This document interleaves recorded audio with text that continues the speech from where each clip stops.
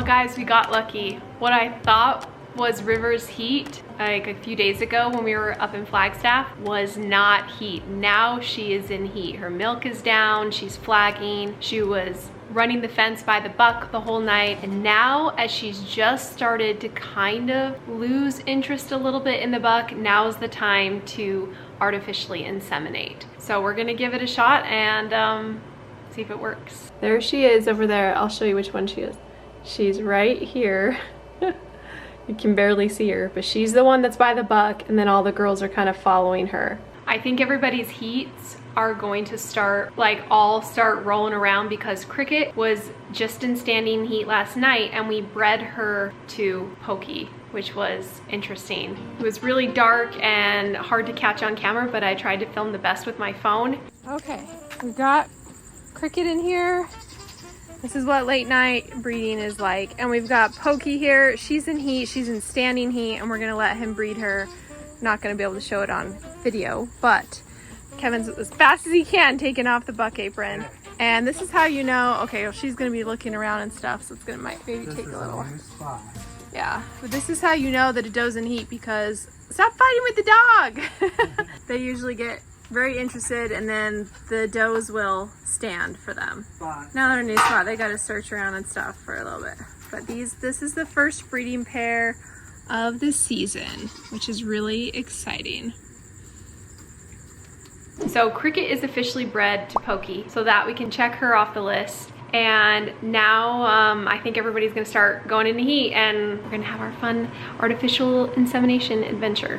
We are so close to getting the beds all made up in the cottage, and so I wanted to show you guys my plan. All right, here's what I'm thinking. I've got these 2 antique iron beds. We're gonna stick them right here. Then I've got some nice bedding. I have to put all this, I'm a very visual person, so I have to see it all. Then I've got some pillows to go on everything. But the best part is we've got comfy Brooklyn Betty mattresses for the cottage. You guys have probably noticed there are a lot of different ship-to-home mattress companies, but there are a lot of people that send those back. Brooklyn Bedding, I feel like, has the best of both worlds, because while they do ship to your home, they're also actually truly comfortable. And you're not gonna have some foam mattress that you're gonna have to roll up and try to send back. I'm not the only one that loves them, a lot of people do, and if you haven't heard about them before, put it at the top of your list on where to get your mattress. They have a 120-night sleep trial, a 10-year warranty, free shipping in the US delivered right to your door, and the best part is they are fiberglass free. There's no like break-in period, you will just love it instantly like we did. We brought our mattresses up, we unboxed them, and it's really cool because they rise really fast. You don't have to wait forever for them to fully expand, and they're waiting for us. We're ready to put them in right when we finish this main room. We're so excited. We love our other Brooklyn Betty mattresses. They are a company that has been around for like 25 years, and they have a factory right here in Arizona. They ship directly to your house, and you get factory direct prices. Okay, so these 2 beds are gonna go in this middle area, and I chose 2 signature hybrid mattresses, but we also added the Glacio Tex Cloud Pillow Top. This technology is really cool because it keeps you cool. And that's a big thing when you're sleeping at night. Nobody wants to have a sweaty night. Now, even though these are gonna be up north, it still gets hot up there. Like last week it was in the 90s, and so we still need to feel cool when we're sleeping at night. But that's the best thing about Brooklyn Bedding, is that everything can be customized. You can choose your firmness options, your height, and even any dimension, because they offer non-traditional sizes as well. We love our Brooklyn Bedding mattresses, and I think you guys will too. So if you're looking for a new bed, go to brooklynbedding.com/Weedom and just use code Weedom at checkout. They truly deliver the best sleep for the best price. Okay guys, it is officially time to do our first artificial insemination. So I'm going to take you through the whole process, and it'll be pretty interesting.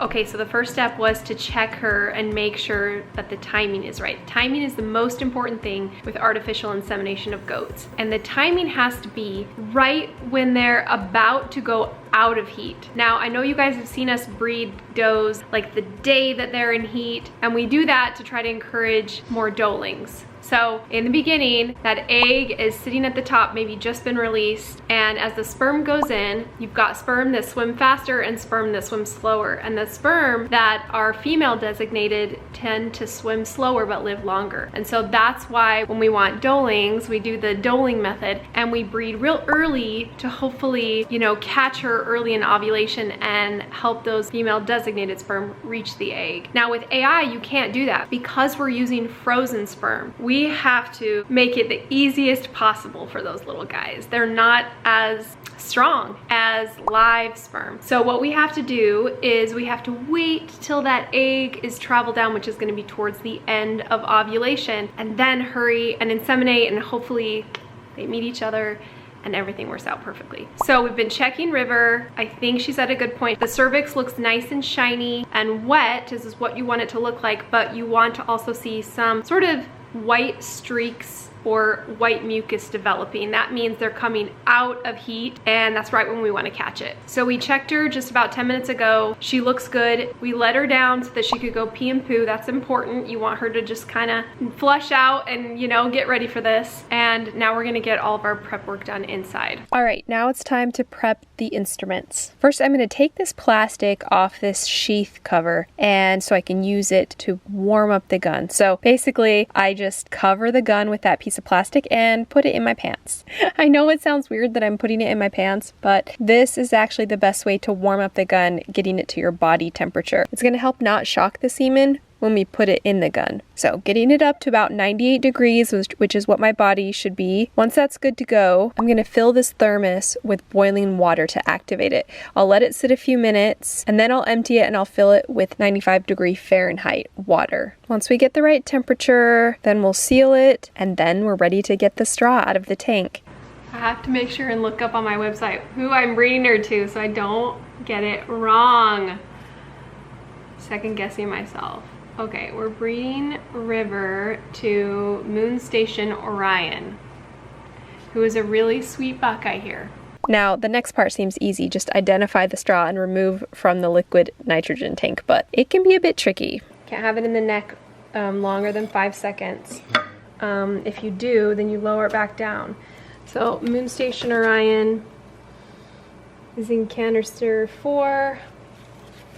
And did you know something I just learned from watching a video? We always pull it forward, but it's meant to be turned like this. Okay. And then it comes out. Okay. Oh, there's my light. You have to move really fast. You can only have it up there for really 5 seconds before it starts to compromise the other semen in there. So I went as fast as I could. These tweezers were not helpful at all, so I just grabbed it with my fingers. I have to wipe it down with a paper towel and then flick it to get any bit of nitrogen off it. Because if I put it straight from the nitrogen into this water, it could explode and we'd have a big mess. So I put it in the jar, cotton plug side up, and I left it for about 30 seconds. While I was waiting, I also drew up some of the fertigil that we're gonna give her at the very end of this insemination. Then I removed it, wiped it off with a paper towel, and placed it cotton plug side first into the gun, and then used this special straw cutter to cut the tip off. Then I put it back in the plastic and back in my pants to stay warm. But this is the part where I sort of messed up because I forgot to put a drop onto a slide, and I also forgot to put the sheath over the gun before I put it in the plastic and in my pants. So, you know, I missed a couple steps here, but I realized that when we got out there and I sort of fixed it. All right, I've got the gun in my pants and we've got 15 minutes to get it inside the dough. So that was stressful, but this is gonna be a little more stressful. We can do it, we can do it. Here she comes. We lost her collar, so we're using a piece of twine. Come on, River. You can do it. You've got it. Good job, girl. Okay, let's give her some treats so she's calmed down. All right, she's gonna get some treats and we're gonna go for it. We've got 15 minutes, 14 minutes. Okay, so for this, I think I'll just film right here, and then I'll also have this recording that I can just show. So we'll bring her on the stand, and I'm just gonna wipe her off with warm water and a paper towel. You don't wanna use any sort of cleaner because everything is a spermicide and you don't wanna kill any sperms. You want them all to live. So next was to lube up the speculum and the end of sheath, and this is where I realized, oh crap, I was supposed to put the sheath on the gun first, so I had to kind of fix that. But once I got that all fixed, I was ready to insert the speculum. And when you insert it, you need to match the doe's rump. That helps it insert easier. And then it's just about finding the OS.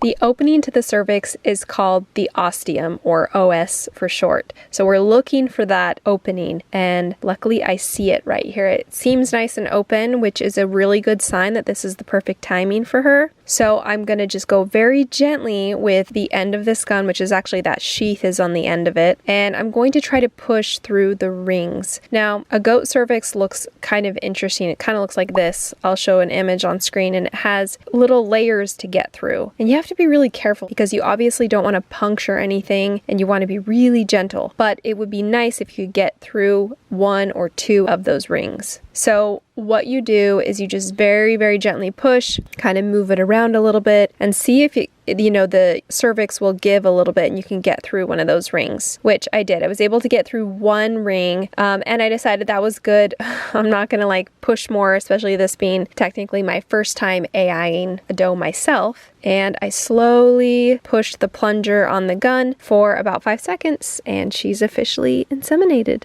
All right, now what we do is kind of a funny thing. We sit and we massage her udder for about 2 minutes. So it'll be 3 weeks till her next heat. We're not gonna be able to ultrasound or anything, but we're gonna be able to know if she comes into heat, it didn't work and we'll have to do it again.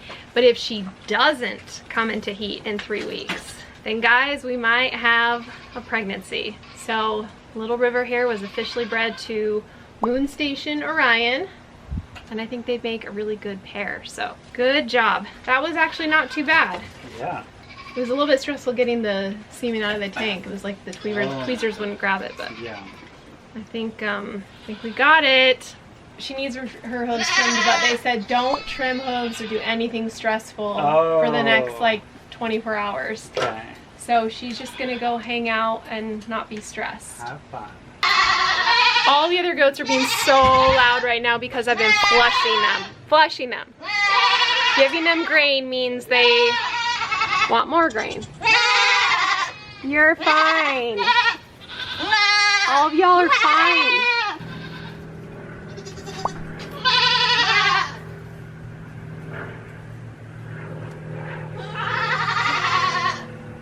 Okay. It's a little bit stressful to get a shot, but we had to do it. Yeah. Okay, let's let her down. Good job. You're such a good girl. Yeah. Okay, go chill out. Just have a fun day. Live your life. Just for fun. No way. She's ready to go. Okay, last step is to check out the semen on a slide and see what it looks like. So we've got a little bit left in here, a little drop.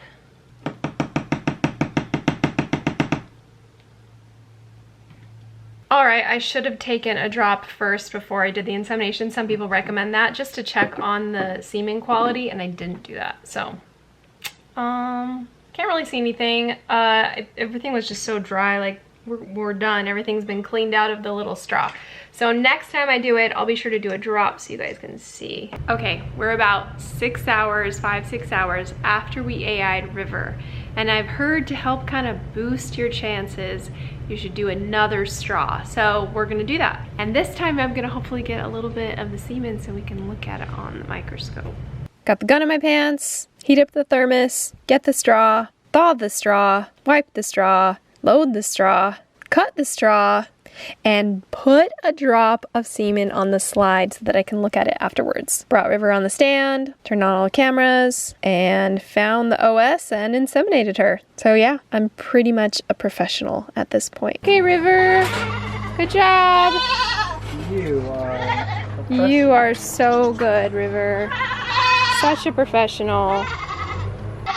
Okay, we've successfully AI'd River. She's done. Now we're just gonna hope that it all takes and it all works. In the meantime, we have some changing around to do with these goats. Oh, Willow escaped. She escaped to the milking station. So we're gonna move. Oh, come on, Luna. Just push your way. Oh, it's locked. Luna, don't go. A nice way to just tie him with twine. We've got Willow and Luna coming in with Pokey.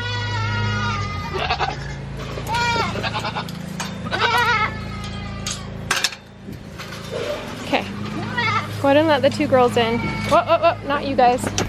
All right, now grab him before he tries to breed Luna. He can't breed Willow, but sorry. You can't breed her anyway. She can't get pregnant. Okay. Now the trick is don't let him go when you take him through. Okay. Here, ready? Okay. Ready? I'll let you do the. I'll close the gate. You just go through it. Oh. Okay, go. Stinky Lancelot. Watch out. He's gonna come across the pasture. He's looking more brown instead of gold. Oh, yeah. No, don't take a stop. Come on. You already bred her last year. Let's go. Okay, you go. I'll keep the girls over here. Go. Okay, here's the plan. We realize that tomorrow we're getting irrigation, so we need a nice stinky buck over here by the girls. Otherwise, how are we gonna know who's in heat? Pokey's driving him crazy, and not everybody loves him, but everybody loves Lancelot because he smells so good. He's a lot more aggressive lover with. He's more bucky. Yeah, he's more bucky, and that's what the girls love. You like that?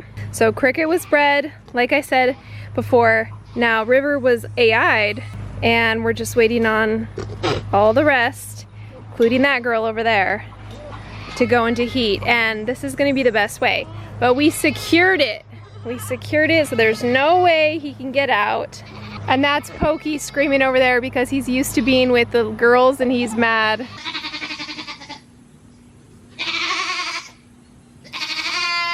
Pokey's gonna breed a lot of girls this season, so he shouldn't complain. Lancelot isn't gonna get any action. He's gotta be our detector though. And this is gonna be fun for him. He loves being close to the girls. So we'll see who goes into heat.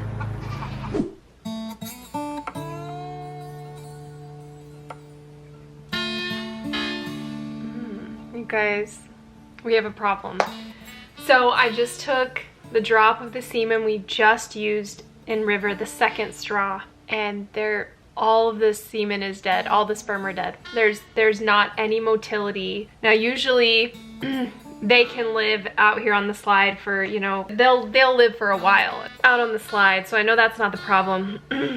Basically, this is really poor quality. For some reason, something happened, and I don't know. I really hope it's not the tank and all of the semen that I have is ruined.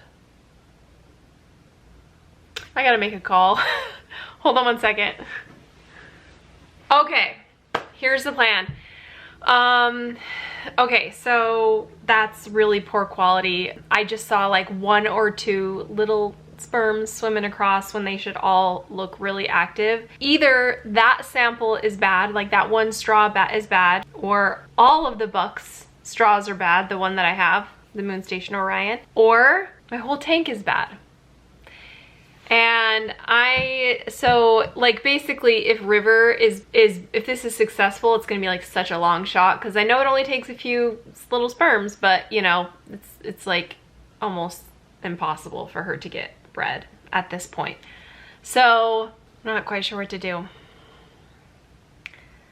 Okay, here's the plan. Yesterday when I inseminated River, it was not looking good. Like at least the second straw I used did not look at all motile. Like all of them looked dead. The first straw could have been good, but I don't know.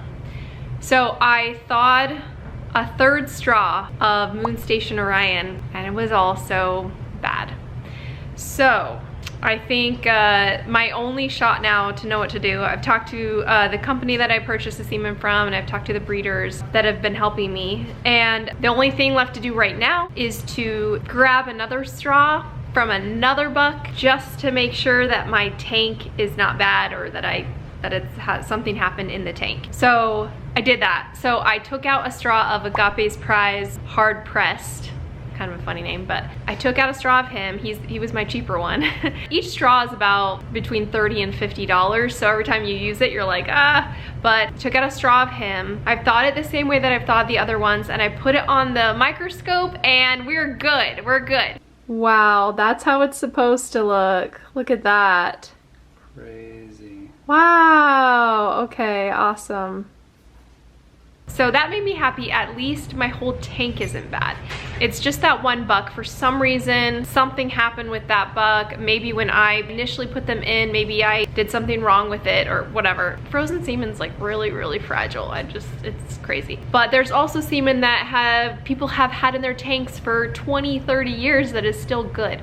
So something happened with that one and I'm not sure why, which is a bummer because he's such a great buck. I have 2 straws of Moon Station Orion left, and next time if River comes back in heat, whatever, I'll thaw them and I'll look at it first on the slide and see if they're good. And if they're good, then I'll use them. But if they're bad, then we'll have to go with another buck for River. So this breeding, I don't know, with River and Moon Station, I don't know if that first straw was good because I didn't get to see it on the microscope. So on the second straw, there were at least 1 or 2 swimming around. So I just thawed this Agape's Prize hard pressed buck, and he's like, the semen is amazing, like really motile and active and swimming in the right directions. And I was thinking to myself, it's too late to put into River. It's too late now because she's like too late past the cycle that it's kind of a waste. But we have Cricket, who we just bred on the first day of her heat a couple days ago to Pokey, and this would actually be the perfect time to AI her. Now, normally we don't AI first fresheners, like the younger ones, because they usually don't take as easily. They need to sort of go through a pregnancy first.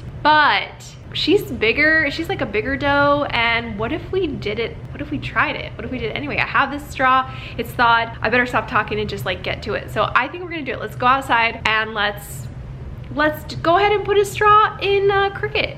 Best case scenario, we get like a really cool genetics. Worst case scenario, you know, she's just bred by Pokey, who he has great genetics too. We'll just have to DNA the kids for sure, because we won't know who's the daddy. I love how all my plans go awry, I swear. Well, anyway, it was really easy to inseminate Cricket. She was just like totally unbothered, didn't care at all. And since she's nice and wide, it made it really easy. So we went in there and I was able to find the OS and then inseminate Cricket with the Agape's hard pressed semen. Now, if you've been with us for a long time, you know that last year we bred a doe to 2 bucks, mostly because we were having trouble breeding that doe, and she ended up having kids from each buck. Because while the doe releases multiple eggs, you could have a sperm go to different eggs, so you could have different daddies within one litter. So that's what we're kind of shooting for here, is like, I don't want to waste this beautiful, thriving straw of semen, and Cricket's the one that's closest to the right timing. So I thought, hey, let's just give it a try. So we'll see how it goes.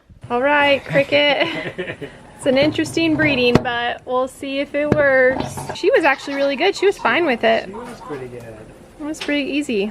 You like it. Come on. Let's go. She doesn't have much experience on the stand. No, she doesn't. And we're all barefoot. I'm wearing Kevin's shoes because we have irrigation right now.